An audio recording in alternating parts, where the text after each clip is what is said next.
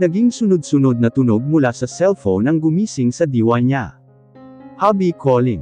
Imbes na sagutin, inilipat niya ang paningin sa labas. May minakanak ang patak ng ulan na lumilikha ng ingay sa bubungan. Lumulusot din sa bahagyang nakabukas na bintana ang lamig. Nagsisimula na ring palitan ng dilim ang liwanag sa paligid. Hindi na niya matansya kung ilang oras na siya sa higaan. Nawala ang ring. Napalitan ng message tone. Babe, you're making me worried. Babe, worried. Pawang kasinungalingan. Muli ay tumunog ang cellphone. This time, hindi na pangalan ni James ang nakarehistro sa screen kundi ng ama nito. Napilitan siyang sagutin ang tawag na iyon. Patrice Hiha. Gusto niyang maiyak at magsumbong sa hilaw na biyenan, na mainit ang pagtanggap sa kanya. Di naman niya magawang magsumbong ng direkta kay Tita Beatrice. Ngayon niya tuloy mas na-miss si Sorry. Ang tuwina ay karamay niya. Pwede niya itong tawagan pero nahihiya siya sa sinapit niya. Patrice anak, are you there? Anak, mariin siyang napapikit. Mabuti pa ang matandang Villamor, at totoo ang pagmamahal na ipinapakita sa kanya. Humuga muna siya ng hangin bago nagsalita. Yes, po, sir. May pinuntahan lang po ako. Nag-alala na ang asawa mo kung nasaan ka. Wala ka raw sa bahay at hindi mo sinasagot ang phone. The dinner is at 7, ipinapaalala ko lang. Asawa mo, kuwad na asawa. On the way na po ako sir. Sir, call me dad. Ilang beses ko na bang sinabi sa iyo ha? Animo paggalit na wika nito, ngunit naruroon naman ang lambing. Hinamag niya ang sarili. Sunod-sunod na buga ng hangin bago tumayo. Pinag-aalala mo ako. Sa porch ay naratnan ni Patrice si James. Nakatayo ito at halatang inaantabayanan siya. This man looks even more admirable in his casual look. Ash blue V-neck sweatshirt na tinurnuhan ng itim na pantalon, na may hiwa sa gawing tuhod, with Rolex watch as his only accessory. Guwapo naman loloko. Nag-iwas siya ng mukha ng tangkain nitong halikan siya sa pisngi. Halik ni Judas. Nilampasan niya ito at nagtuloy sa silid at nagbihis. Simpleng bestida. Di niya rin pinagkaabalahang magpahid ng make-up at ipinusod lang ang buhok. Ano ang silbi at makikilevel siya sa mga kauri ni James, when she should not have been there in the first place. Nang makababaw ay kaagad siyang lamulan ng kotse, at hindi na hinintay na pagbuksan siya ni James. Kuwad na pagiging gentleman lang naman iyon kung sakasakali. Hapong isinandal niya ang katawan sa upuan, at sa labas ng bintana itinuon ang pansin. Babe, i-babe mong mukha mo, gusto niyang ibulyaw rito. Are you okay? Ano ba? Napalakas na tonong wika niya, sabay piksi sa kamay nitong humawak sa kanya. Pagod ako. Huwag mo akong kausapin. Sinisikap niyang huwag pumiyok ang boses. Ayaw niyang umiyak sa harap nito. Mas magmumukha lang siyang kaawa-awa. May problema ba tayo? Seryoso ang tinig nito. Okay naman tayo kanina ah.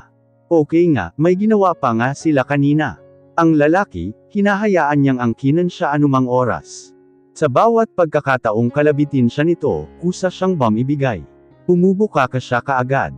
Ang letseng puso at katawan niya kasi, automatikong nagre-respond. Mas aling lang nito ni dulo ng daliri niya, ay nagsisitayuan na kaagad ang balahibo niya. Nag-iinit na siya. Ang daming mura ang nais niyang isambulot, ngunit napinid lahat ng iyon sa likod ng kanyang utak. Hahanap lang muna siya ng pagkakataon. Ano ba talaga ang problema mo Patrice? Di mapakali si James habang tinatitigan si Patrice, na tahimik lang na nakatungo at sa pagkain itinuon ang buong atensyon. Ni ayaw man lang siya nitong tapunan ng pansin, at kahit ang salubungin ng mga titig ay hindi nito ginawa. Higit sa lahat, mas pinili pa talaga nitong maupo malayo sa kanya. No, this can't be. Inilapag niya ang dinner fork na ipinatusok sa steak, at nilagok ang lamang red wine ng kapata. Tito Magnus, can we exchange seats? Si Tito Magnus ay pinsan ng ama niya, na kasalukuyang naninirahan sa Australia. Naririto lang ito para magbakasyon, at dumalo na rin sa kasal nila. Malapit ito sa kanya. Noong nasa Australia siya, ito ang tumayong ama niya. Ikaw naman iho, ngayon nga lang kayo nagkakahiwalay ng asawa mo, di mo na kaagad matiis. I was just getting warmed up with your wife. Natatawang tumayo ang tiyuhin, at bitbit ang kanikanyang dinner plate, ay nagpalit sila ng pwesto. Magkatabi na sila't lahat, ngunit hindi pa rin tumitinag si Patrice. Kahit nang hawakan niya ang palad nitong nakapatong sa kandungan nito, ay pasimple nitong binawi ang kamay. Frustrated na napagbuntunan niya ang alak. Napatingin pa nga sa kanya ang lahat, nang mapalakas ang paglipag niya sa wine glass sa mesa. Sana matapos na ang salusalo. Nang masolo na niya ang asawa. Once and for all ay gusto niyang malinawan ang lahat. Ayaw niyang nagkakaganito sila. Nami-miss niya ang mga paglalambing nito, ang mga ngiti at mga yakap. He missed kissing her. May ideyang pamitik sa utak niya. Could she be pregnant? At siya ang pinaglilihin. Sukat sa naisip ay inakbayan niya ang babae. Ang gagawin sanang pagpupumiglas ay di nabigyang puwang. Wala din naman kasi sa nature nito ang gumawa ng eksena. Are you pregnant? Are we pregnant? Pulong lang iyon ngunit malayang nakaabot sa mga kasalo sa mesa. Sa kanila na ngayon natuon ang pansin ng lahat. Are we expecting an apuhiha? Halatang excited ang ama. Makailang beses na ba itong humiling sa kanya ng apo? Hindi pa po kami handa ni James. Yes, we are babe. He desired to have children with her. Marami. Little James and Little Patrice na papuno ng kaligayahan sa pamamahay nila. Anong hindi handa, ha? James is almost past the calendar, kantiyo ng pinsan niyang si Matty. Well, baka mahina ka lang pinsan. Hanggang sa natapos ang dinner, ay nanatiling tahimik si Patrice. Sumasagot lang ito kapag tinatanong at ngumingiti kapag kinakailangan. I guess, you need to go home. Ang dad niya na umakbay sa kanya, at sinundan ng direksyong tinatitigan ang kinaroroonan ni Patrice. Tahimik lang itong nakaupo sa couch katabi ang tita Feli niya, asawa ni Tito Magnus. Huwag mong hayaang lumobo ang tempo ng asawa mo. Wives should be treated like princesses and queens. Ang galitin sila ang pinakahuli nating gagawing mga lalaki. Unless, we can survive without them James. Halata sa ama niya na gustong-gusto nito si Patrice. I like her for you. She is good for you son. Actually, too good. She kept you grounded. Sumisip-sip ka lang, dad, at madalas kang ipagluto, at padalhan ng mga healthy na pagkain ng asawa ko. That and more son. Go home, James, at plansyahin mo ang anumang gusot sa pagitan ninyo. No wonder, spoiled ang nanay niya sa tatay niya. His dad is an epitome of a faithful, loving and wonderful husband. Gusto niyang maging kagaya ng ama.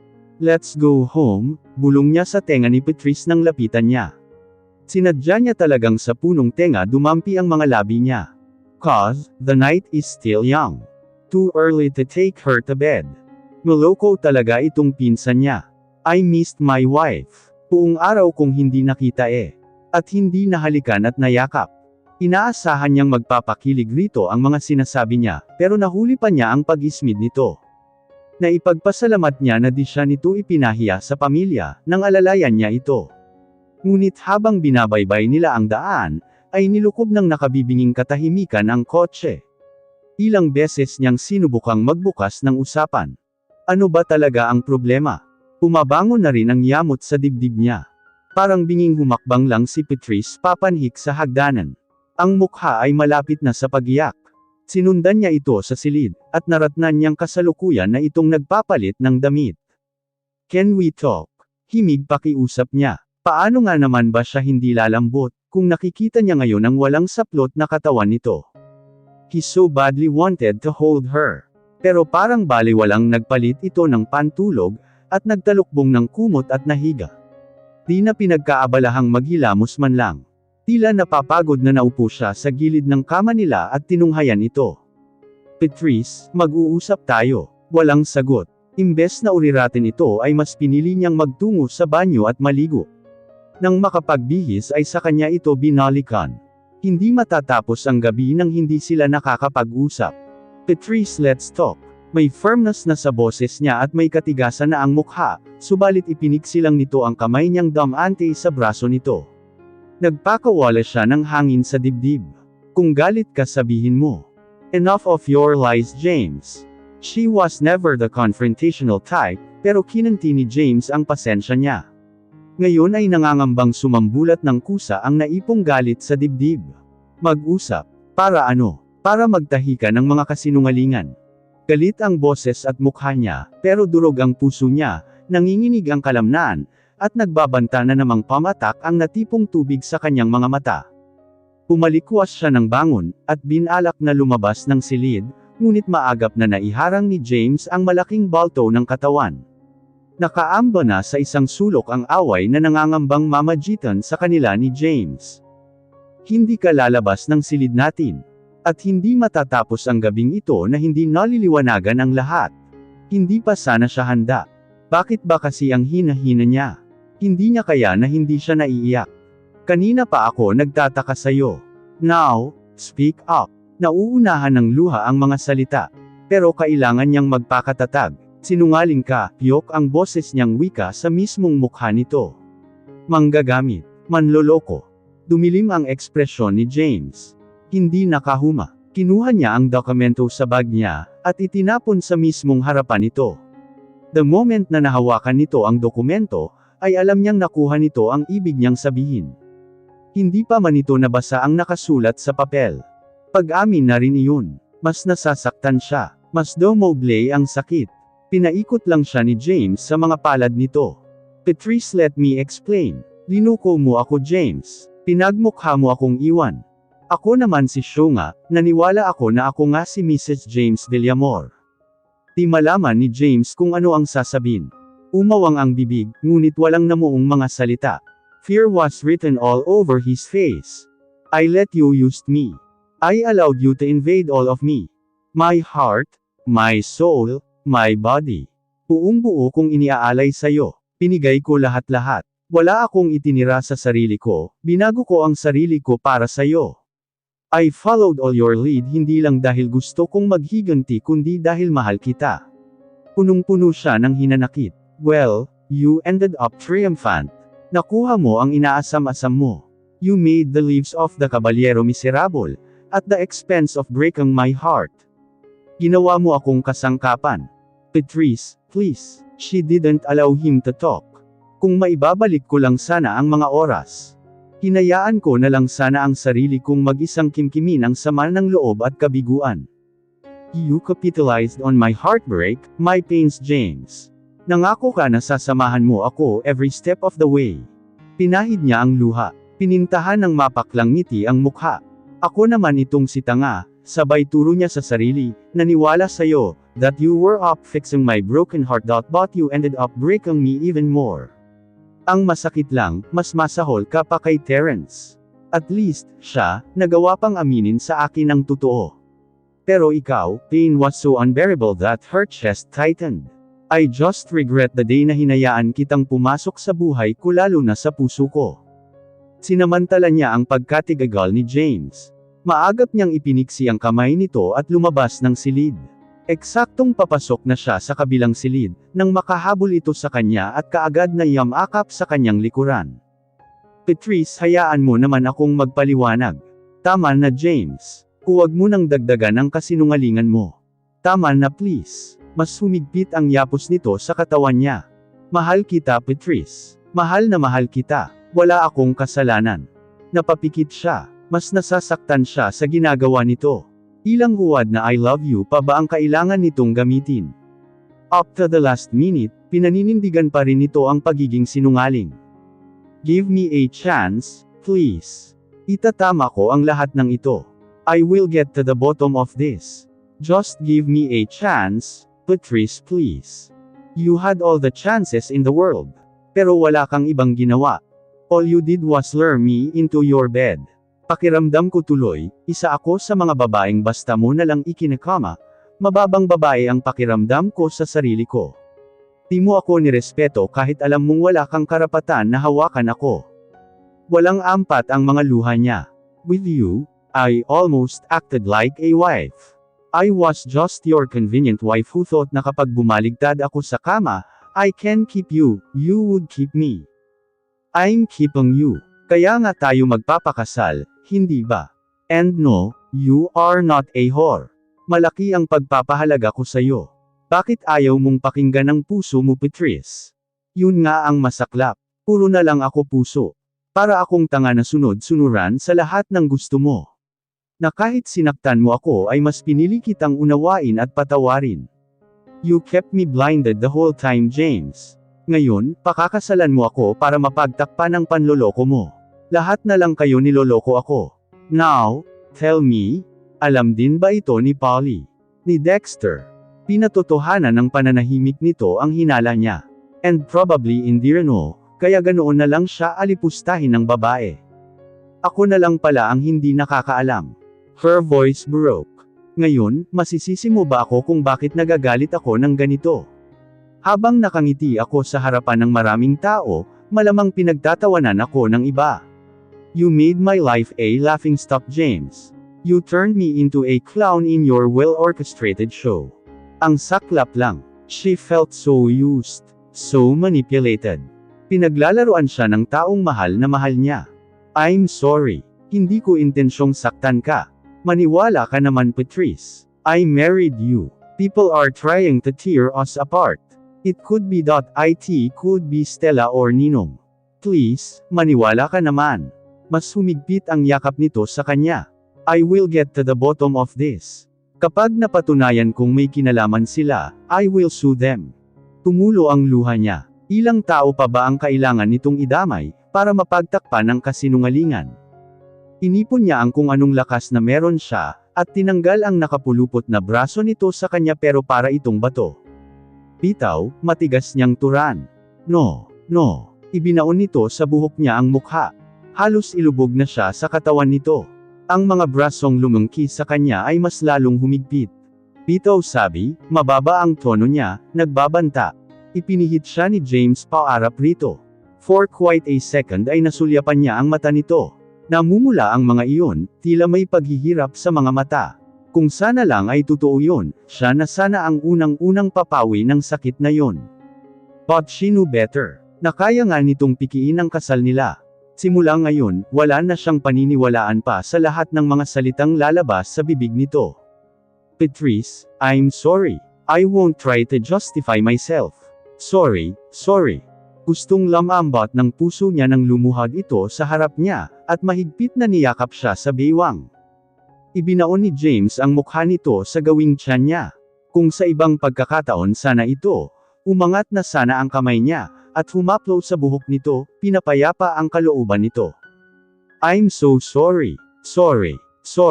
But you have to believe me, hindi ko ito ginasto.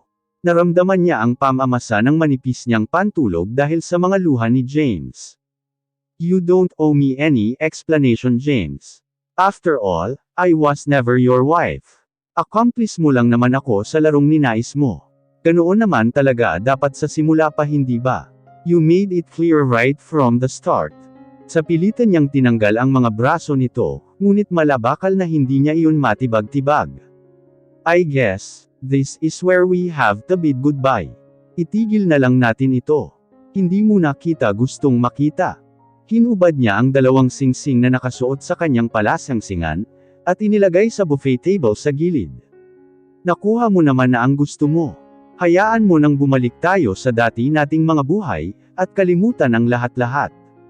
Hilam sa luha, naaalarmang napatingala ito sa kanya. But even that pain emanating from his eyes was never enough to ease her own affliction. No, Patrice. I can't let you go. Dito ka lang. Dito ka sa tabi ko. We will travel places pa, diba? We will grow old together. We will have children. Hindi ka aalis, Patrice. Hindi ko kayang mawalay sa'yo. Please, don't give up on us. I love you. Sumubsob itong muli sa sikmura niya. Nagtaas baba ang balikat nito. Mahal na mahal kita. Totoo man siyang mahal nito o hindi, love is never enough reason para magpatuloy sa pagsasama ang dalawang tao. Respect, trust, honesty, dapat din yung ibinigay ni James sa kanya. Naghuhumiyaw ang katotohanan, this is not make-believe anymore. Dapat na siyang umahan sa pantasya pabalik sa realidad. And the truth remains, that she is a woman, not just a woman, may dignidad siya. Mahal na mahal niya si James, oo, pero hindi niya maaring ipikit na lang ang mga mata at tatanggapin ang lahat ng ito. Hindi muna sa ngayon. Katok sa pintuan ang nagpamulat sa kamalayan ni Patrice. Nang idilat niya ang mga mata ay sumambulat ang liwanag sa kanyang mga mata. It's already 8:20. Halos mag-uumaga na rin naman kasi nang dalawin siya ng antok. Patrice babe. Palm 8 na naman ang pakiramdam niya, nang marinig ang boses na iyon sa labas ng kanyang silid. Patrice ano ba? Buksan mo naman ako. May kasama na iyong pagbayo. And she could almost feel frustrations in his deep baritone voice. Pumangon siya at sumandal sa headboard. Habang yakap ang mga tuhod. Ayaw niya munang makita si James. Aalis muna ako pero pagbalik ko, mag-uusap naman tayo ha. Please. Nabuhayan siya ng loob nang marinig ang papaalis na mga yabag nito. Dali-dali siyang bumangon at sinilip ang bintana. Halos gumuho ang mundo niya, nang makitang mas naragdagan ang mga taong nakabantay sa bakuran. Kagabi pa niya nolinigan ang mga tauhan ni James. Siya ba ang pinababantayan ni James? Sa nagmamadaling mga kilos, ay tinungo niya ang pintuan. Ipinihit ang serradura niyon, ngunit natanto niyang nakalock iyon sa labas. Napu-frustrate siya. Sinisigurado talaga ni James na hindi siya makakaalis. Parang lamyo ang utak niya. Naitukod niya ang dalawang braso sa pintuan, at dahan-daang napaupo sa sahig, at buong bigat na isinandal ang ulo roon. Parang umiikot ang pakiramdam niya. Tila nasusuka siya.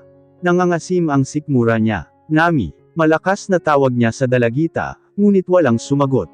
Gusto na niyang maiyak sa frustrasyon. Ang phone ko. Naliliyuman ay sinikap niyang tumayo, at hadjilapan ang cellphone, pero mariin siyang napapikit nang maalalang naiwanan niya iyon sa kabilang silid. Never allow my wife to leave. Ang kabilin-bilinan niya sa mga tauhang nakabantay sa labas ng silid ni Patrice, bago niya nilisan ang bahay. Ang tauhan na rin ang pinahatid niya ng agahan nito.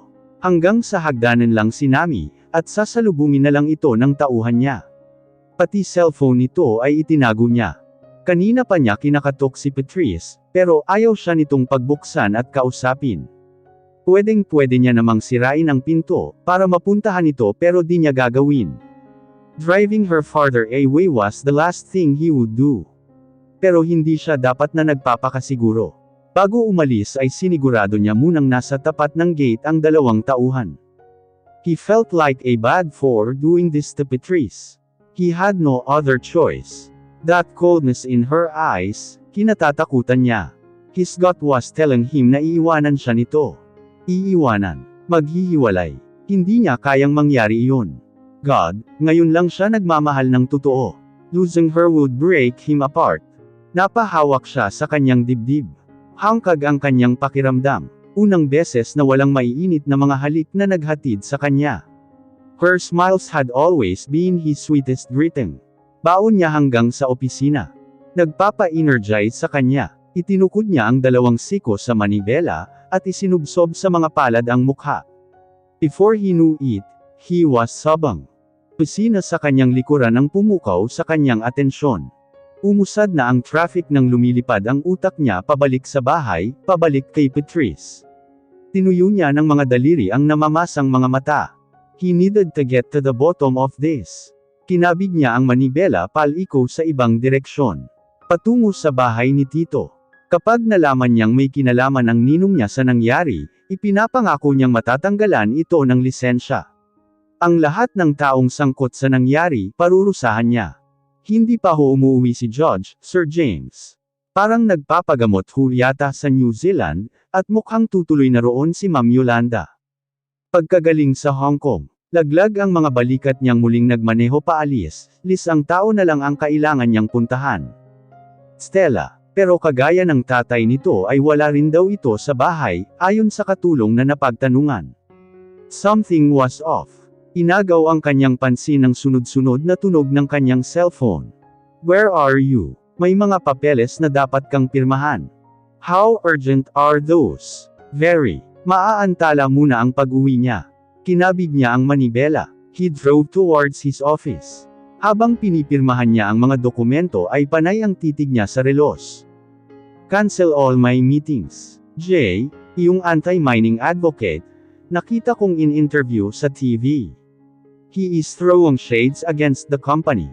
Isa pang sakit ng ulo ang dumagdag. Let him be. Hindi na siya nagpaliwanag kay Polly, at kaagad na tumayo. He wanted to get home. Baka nga makakausap na niya ng matino si Patrice ngayon. He just hoped so.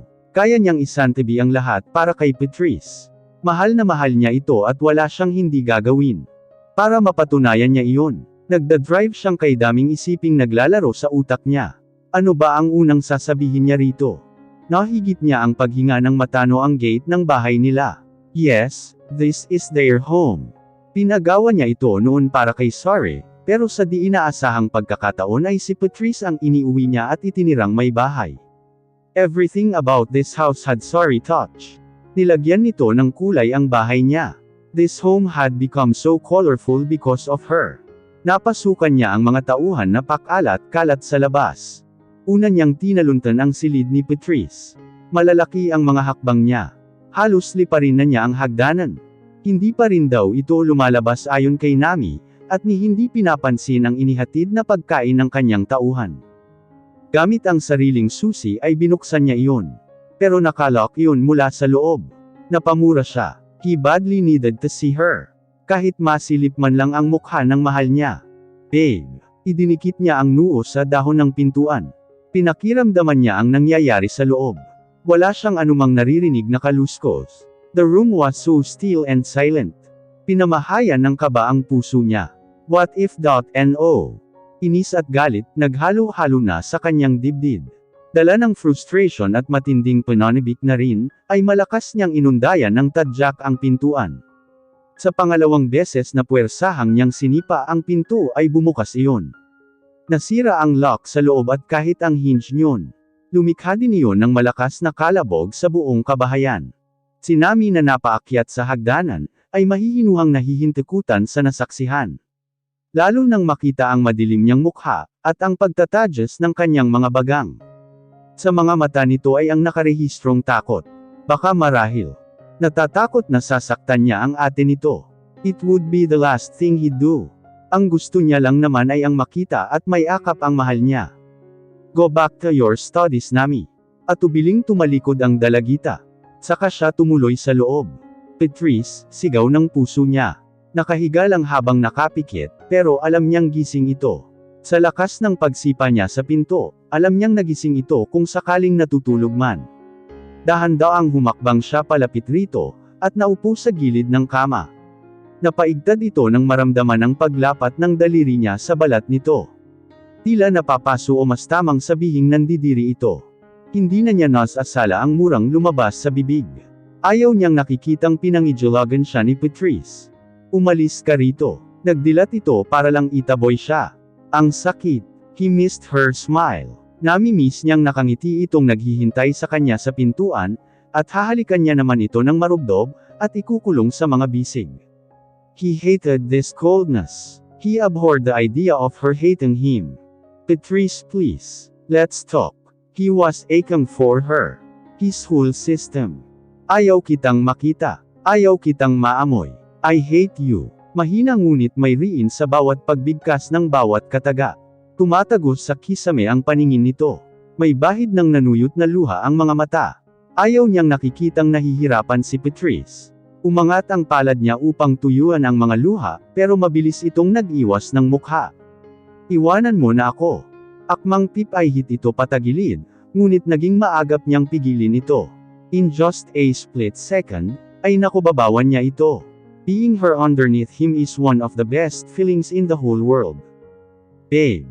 He softly caressed her face. He kissed her so gently. Gusto niyang iparating rito kung gaano niya ito kamahal. Kung gaano kasidi ang pananabik niya. Subalit walang reaksyon mula kay Patrice. Nilaliman niya ang halik hoping na baka pag naramdaman nito ang init niya, ay manumbalik ang pagmamahal sa kanya, but she only stiffened. He groaned in frustration. Mas pinag-igihan niya. Pati palad niya sumabay na rin, humahaplos at dama-dama. But all he could get is her coldness. He silently cursed. Di dapat ganito si Patrice. Mas aling lang niya ito ay umiinit na ito. She could even equal his passion in bed. Kiss me back. Halong pagmamakaawa niya na. Nasaling ng daliri niya ang nangingilid na mga luha nito. Para siyang natauhan. Marahas siyang umalis sa pagkakakubabaw rito. Sunod-sunod na mura ang ginawa at tumayo. Ang lampshade ang napagbuntunan niya ng pansin. Pinato niya iyon at lumikha ng malakas na tunog ang pagbagsak niyon sa sahig. Ang walang kalaban-lab ang bagay ay nabasag. And he felt repentant when he saw her closed her eyes. Mariin, ano ba ang maaari niyang gawin para maitama ang lahat? Umalis siya sa ibabaw nito, at lumuhad siya sa gawing gilid nito, at inilibing niya ang mukha sa gilid ng higan. Ano ba ang kailangan kong gawin, Patrice? Please, tell me. I couldn't bear to see us like this. Patrice, please. He never begged someone but for this woman, he was ready to surrender his pride and set aside his dignity as a man. Nakahanda siyang sambahin ang daang nilalakaran nito. Patrice, please, sabihin mo lang kahit ano, gagawin ko. Naramdaman niya ang paggalaw ng kamay nito, para lang bumitaw sa kanya. Umalis ka sa harapan ko.